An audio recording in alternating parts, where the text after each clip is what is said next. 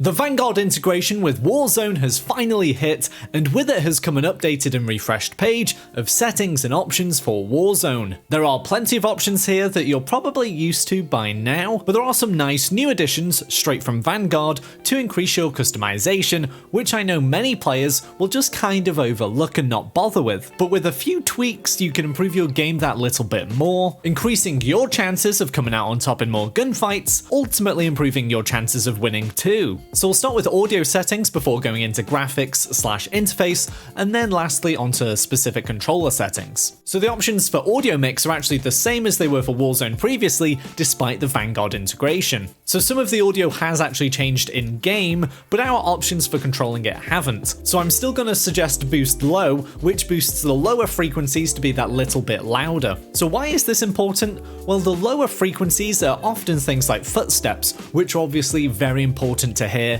when you're playing Warzone. Some of these options may suit you a little bit more depending on what you use, but for most people who use headsets, boost low is good for you. With many of these settings that I'm going to share with you, I have broken down them individually in the past, and I'll link all of them down in the description if you need a little bit more detail. But for now, we move on.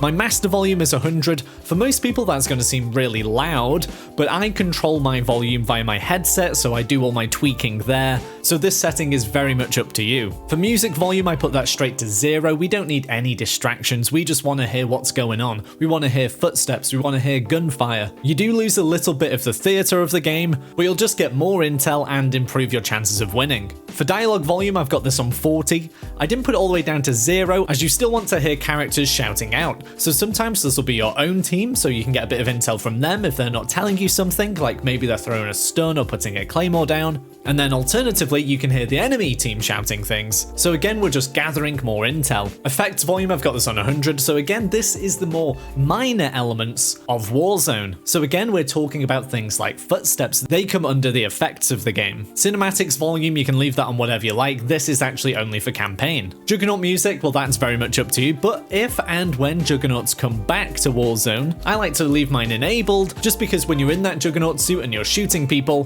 why not crank up the vibe and just go fully at it? At this point, the whole map knows where you are, so you don't really need to put this on disabled and hope for more audio cues. Hit marker sound effects, this is completely up to you. I go for classic because I'm a COD 4 boy at heart. I would suggest not putting it on none though, as sometimes it's nice to get the audio cue of bullets actually hitting people so you know if you're doing damage. For mono audio, you want this on disabled because, as it says here, audio is split between the left and right audio channels to provide directional sound. That's absolutely something that you want when playing Warzone, because those audio cues that we've been talking about this whole time are only useful when we know the direction of them. And then for mono amount, this doesn't really matter unless you've got your mono audio enabled. For voice chat, this is in-game chat basically, you obviously want this enabled. Voice chat device, I've got mine on headset because I use a headset. For open mic recording threshold, I think 3.16 is the default, and that works for most people. Basically, this refers to how loud you need to be before your microphone picks it up and other people can hear you. So if you put this on 0, it's going to be super reactive and people will be able to hear you do basically anything. Put this too high and you might end up having to shout to be heard. Voice chat volume, so this is 110 on mine. Again, this is going to be way too loud for most people, but like I say, I fine-tune my volume settings with my headset. And basically, a couple of the guys I run games with have terrible mics, so I have to try and boost their voice chat up as much as I can. But for most people, you're obviously going to want this way lower than 110, you just need to find the balance for you. You want to be able to hear your team clearly, but you don't want it to wash out all of the game sound. Microphone volume, so that refers to your own microphone that you speak through, so how loud other people are going to hear you basically. So if you're quite reserved and quiet, or maybe your microphone isn't too loud, you might want to crank this up over 100. Voice chat effect, that's completely up to you. I've got it on no effect. I'm not really sure what the others do too much. Classic chatter I might try out, who knows. And then lastly for audio, we've got war tracks. So war tracks are the music that play in vehicles, and this refers to actually when you're the passenger in vehicles. I usually like to have mine enabled just because it's quite fun to ride with your team and all be hearing the same music. The only reason I've got mine disabled here is because when I'm streaming, sometimes the music is actually copyright protected, so I need to flick that off. For the volume, obviously that's up to you. Sometimes it actually is way too loud, so come to think of it, I'm going to crank mine down just in case I put it back on enabled. Some of those 80s tracks are still ringing around my head right now. So So now we're over to graphics and interface, which are basically split this season, as they were all under the umbrella of graphics before. So we'll start with graphics, and specifically safe area. Now as you can see, I've got mine slightly inwards of my total screen capacity. So basically this is taking about an inch off my monitor size. This just makes it easier to look around the map and spot people, look at the mini-map and all that kind of thing without missing anything. Now that's not for everyone, of course. Some people do just see everything on their screen, but whatever you do, don't go past the threshold, as that's the point you're gonna start missing things. For camera movements, this is a brand new setting that's come with the Vanguard integration. We want to put this down to least, which is 50%. So camera movement is basically the shaking that occurs when you're running around and jumping up things, and it adds a real nice bit of theatre to the game, and it's probably best in campaign. However, when we're running around on Warzone, we want to see as clearly as possible, and we certainly don't want any camera movement, so put this down to 50%. And the same goes for world motion blur. It adds some nice theatre, but get it off just so we can see better. For weapon motion blur, I usually do recommend putting this on disabled as well, again so we can see clearer, but I did some tests quite recently in the past couple of weeks, and basically if you put it enabled, you do get a few extra frames per second. It appears that the game doesn't have to render in your weapon fully, so you can save a little bit of processing. And thankfully the weapon blurring doesn't take up too much of your screen. Film grain, again put this down to 0. For some people they think it looks kinda cool, but you just can't see as clearly, and we absolutely want that in Warzone. Dismemberment and gore effects, this is going to be great for most people, they like the realism.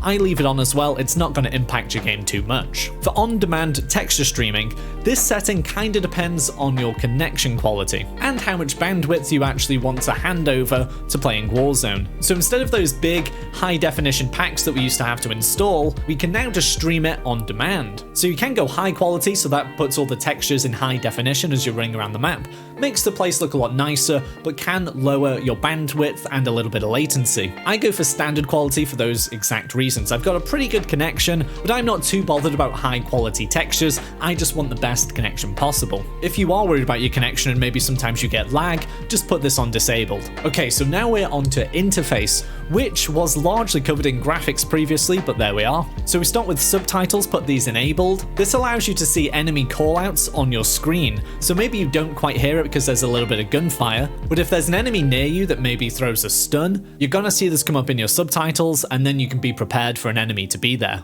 Language selection, obviously put it as your language. For colorblind type, I recommend Deuteranopia or Tritonopia. Generally for console players, this is the only way we can edit the colors of the screen and make things look a little bit nicer. I haven't fully tested it on Caldera yet, but I have been playing on Deuteranopia and it looks quite nice. You can expect in a follow-up video in a few days or a week maybe, I'm going to go in a little bit more depth on how console players can improve the visuals and graphics of the new map. For colorblind target, I've put on both, so this applies to the actual game and the interfaces and the menus and things like that. For tooltips, I leave this enabled. This allows me to know when I'm actually close enough to interact with something. Minimap shape, of course, we want that square just so we can see more of the minimap. Minimap rotation, I leave this enabled, it's quite intuitive. For compass direction text, this is completely up to you. I've left it on letters. Kill feed duration, so this is a new feature on the Vanguard integration. I've left it on default as it doesn't seem to impact me too much. But if you find it's a distraction, you can actually flick it off.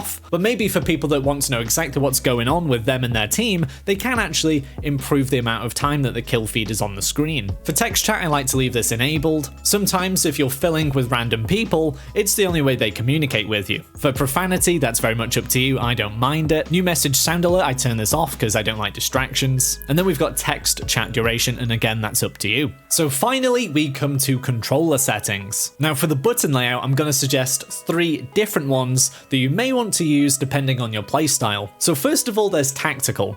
This is where you crouch, prone, and slide with your right analog stick. So the idea is when you're in a gunfight, you click this in, and then you can drop shot to the floor much easier. This is a great option for most people, especially if you don't have a SCUF controller or a controller with panels on the back. My second suggestion is bumper jumper or bumper jumper tactical. So this puts your jumping button, as you probably guessed, to a bumper, specifically the left bumper. And then if you combine that with bumper jumper tactical, it also makes it so you crouch, prone, and slide again with the right stick, just like the tactical setting above. So this is probably the best option between the three options that I'm going to share with you for mimicking a paddled controller with extra buttons. So this allows you to jump, as I say, with the bumper and slide around with the right stick. Now the reason that's so important is that you don't have to take any of your fingers or thumbs away from the controller or move it around awkwardly. They're always in place and in position, so if you're in a gunfight you can intuitively move around and outmaneuver them. And then the final option, and the option that I still use to this day, even though I really should be changing over to bumper jumper tactical, is stick and move. So I find this super intuitive, and it's not too much of a learning curve if you usually play on normal settings. So all this does is swap your melee button with your jump button. So now we jump and mantle by clicking in the right stick. This means if you're challenging someone around a corner, you can run and jump really easily, and it's on a normal controller, so it's really simple. And then the last thing I'm going to suggest, and this is for any of the button layouts that you do use, is to use flipped. So what this does is flip your triggers and your bumpers. Now this will take a little bit of getting used to, but if you get it right, you can win more gunfights simply by aiming in and shooting quicker. So if you imagine a normal gunfight, when you press in your left trigger, normally you have to press it in a little bit before it registers. Now it's only a millisecond, but that time is there. And then when you want to fire with the right trigger, the same thing happens. You press it in, and then a little bit after you press it in, it actually registers. That's just the nature of the triggers. But if you flip that round to the bumpers, you can get instant action. So you can instantly aim in, then instantly shoot. Now, if you normally play on default and you are going to change up to bumper jumper tactical flipped, you are really going to have to take time to get used to that. But once you do get used to it, you really will start to see the difference in your max kill games and your number of wins. Stick layout preset, just leave this as default. You don't want to mess with this too much. And then for the invert vertical look, again, leave this disabled, although it is a personal preference. I know some of you crazy people, about 1% in fact, do actually play on inverted. Okay, now we're on to some dead zone settings. And with the Vanguard integration, we can customize these even more than before. In case you didn't know, dead zone refers to the amount you have to move your sticks before there's a reaction on the screen. So really, as you can probably guess, we want instant reactions. So this means putting the dead zone settings as low as they go. However, that means we can get some stick drift, which can throw off our aim. So really, we want to go as low as we can go without stick drift. For me at the moment, that does seem to be a very low number of about 0.03. But if you put your sticks on these values and you are getting drift, just put them up by 1 and then retest and see if you get drift. If you still are, put them up by 1 and then keep going until you no longer get drift. So in addition to the minimum input dead zone, we've also got the maximum. So this means how much you actually have to move your analog sticks before you get the maximum physical movement on the screen. So if you put these down to say something like 0.4, you're not going to have to move your analogs much at all before you start moving fully on the screen. So 0.99 is actually the default, and I'd recommend leaving it as that if you don't want to throw off your game too much. If you put this really low, it's going to be basically like playing on an insane sensitivity. Speaking of sensitivity, we've got our horizontal and vertical stick sensitivity. Now I've got mine on 6 and 6, and I unfortunately play on 80 FOV because I do play on console. So for some players that's going to be a little bit slow, you might want to put up to 7 or 8. Because with different FOVs, you really need different sensitivities. Like if I play on Vanguard with 6.6, it feels way quicker than it does on Warzone. But I really can't recommend a specific number for sensitivity. It is a personal touch really. You want to be able to move around and look as quickly as you can, but still be able to hold your aim and track someone across the screen. 6.6 works very well for me, and I think that's probably about average. For aiming down sights sensitivity multiplier, you can basically leave this on 1 and feel very assured, and it's going to feel pretty normal. I usually try and put mine down just very slightly, so when I am aiming down sights, I have that little bit of extra control. Now these days, we can actually customize our ADS sensitivity multiplier on all kinds of different zoom optics. If you flick this option off, this ADS sensitivity multiplier here is going to refer to all your different zoom optics. Now at the moment, I don't want to customize them too much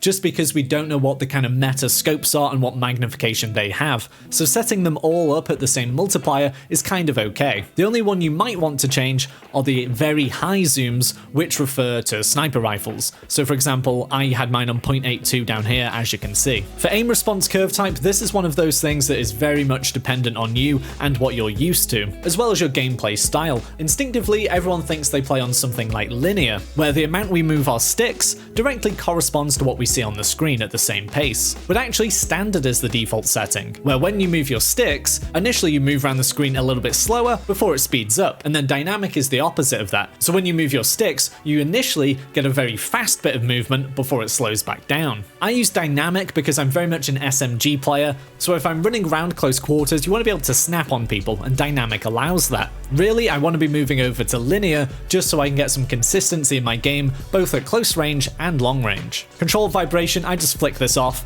Save your batteries, have less of a distraction, but it's really up to you. For aim assist, I've recently gone back to standard, but again, I've got another video on this diving into the deeper details. But in a nutshell, precision has a very strong aim assist, but only when you're very close to the player already, whereas focusing has a little bit of a weaker aim assist, but will kick in a wider radius around the enemy. And then standard is kind of the middle ground between that. It's kind of a medium strength and a medium radius around the enemy. If you're super accurate, precision is good, because once you actually get your aim on an enemy, it's very easy to stay locked on, whereas focusing helps you lock on in the first place. For weapon mount shared input, I've got this on ADS and melee, that's the default and it works fine for me. Weapon mount movement exit, you want this on enabled so you can get out of there a little bit quicker. Aiming down sight behavior, put this on hold, again that's the default. Same with steady aim behavior, same with equipment behavior, and then for use and reload behavior we want contextual tap. If you don't have this on already, it's going to make a huge difference to you. Basically, instead of holding a button to open a door or pick up a weapon, you just have to click the button, so you can loot infinitely quicker and get into the game quicker. For depleted ammo weapon switch, I put this on enabled. It's just that little bit of assistance if your gun runs out of bullets and you want to switch to your secondary. Armor plates behavior, I've got this on apply all, so you only have to press it once and then it fills up all of your armor unless you cancel it. Slide behavior, put this on tap so you can slide cancel much easier and it's actually just much more intuitive for movement anyway. Auto move forward, I've got this off. For tactical sprint, it doesn't matter too much if you've got your automatic sprint on automatic tactical sprint, because what this does is put you in a full tilted sprint mode when you just move forward with your left analog. If you haven't got this on already, it's going to take a little bit of getting used to, but it will save your bacon many times. For a while, I was the guy putting it on, then taking it off. I kept blaming it for the reason I was dying, but eventually I got used to it and my movement is infinitely better. For vehicle camera recenter, I've got this on default, which is disabled. Parachute auto deploy, I've got this on disabled. This allows you to deploy your parachute closer to the floor than the auto deploy does. So this means you can get to the ground and get looting quicker than other players. And then that's everything. I've gone over every single setting that you can on console. I really hope it helps you out. I hope you're enjoying the new season and the new integration and new map. If you're still here, I really would appreciate a like and maybe a subscribe, and bye for now.